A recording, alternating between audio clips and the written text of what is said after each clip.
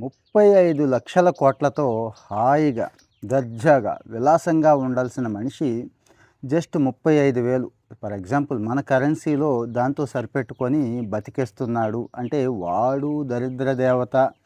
మంచి ఫ్రెండ్స్ అంటాం చూడండి, ఆ టైపు గుర్తొస్తుంది కదా మీకు. చాలా సినిమాల్లో డైలాగులు కూడా గుర్తొస్తున్నాయి కదా. ఇలాంటివి కూడా షేర్ చేసుకుందామండి. ఇలాంటివి షేర్ చేసుకోవడం కూడా నాకైతే చాలా చాలా ఇష్టం ఉంది. మరి మీరు ఇక్కడ కామెంట్లో చెప్పండి. అంటే ఇలాంటి స్టోరీసు చాలా చాలా పాఠాలని, గుణపాఠాలని మనకు నేర్పుతూ ఉంటాయండి. అందుకే ఇలాంటివి కూడా నేర్చుకుంటే ఏం చేయాలి, ఏం చేయకూడదు అనేది కూడా మనం తెలుసుకునే అవకాశం ఉంటుంది. కాబట్టి ఈ విషయాలను కూడా ప్రజెంట్ చేస్తున్నాను. ఇక మన ప్రజెంటేషన్లో విపరీతమైన లైట్లు, స్టూడియోలు, ఎడిటింగులు, హ్యాప్టిక్స్, సౌండ్స్ ఏముండవు. ప్లెయిన్గా క్లీన్ కంటెంట్ ఇచ్చేస్తాను. సో దయచేసి మీ మీ ఇంట్లో మనిషి అయితే ఎలా ఉన్నాడో, మీ బెస్ట్ ఫ్రెండ్ వెల్ విషర్ ఎలా అయితే చెప్తాడో అలాగే తీసుకోండి నా వీడియోస్ అన్నీ కూడా. మీకు యాపిల్ ఫౌండర్ అనగానే ఎవరు తెలుసు మీకు? స్టీవ్ జాబ్స్ తెలుసు, స్టీవ్ వోజ్నియాకి తెలుసు. ఇద్దరే కదండి. ఇంకొకడు కూడా ఉన్నాడు, రొనాల్డ్ వేన్. కావాలంటే గూగుల్లో కొట్టండి. ఇప్పుడు కథ కాదు, ఇది ఎప్పుడుదో. ఈ రొనాల్డ్ వేన్ అనేవాడికి 10% వాటా ఉందండి. అంటే ఇప్పుడు యాపిల్ ఆస్తి ఇప్పుడు ఎంతో తెలుసా మీకు? యాపిల్ మొత్తం వాల్యూ 3,50,000 కోట్ల పైనే.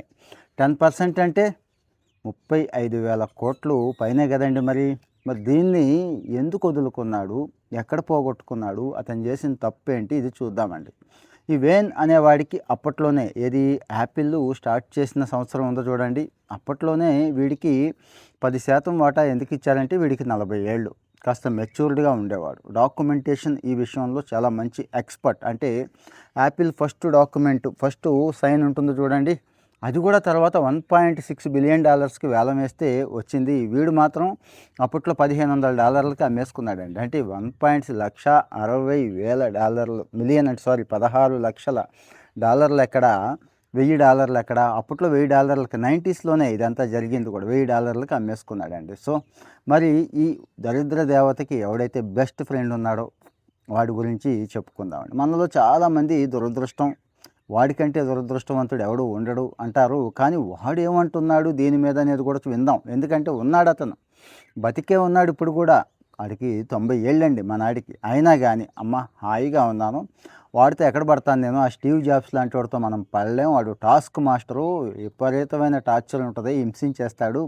నా వల్ల కాదు ఈ టెన్షన్ తట్టుకోవడం, ఈ టార్చర్ తట్టుకోవడం అని ఏదో బ్రహ్మానందం డైలాగ్స్ ఉంటాయి చూడండి కొన్ని సినిమాల్లో, అట్లా అన్నట్టు.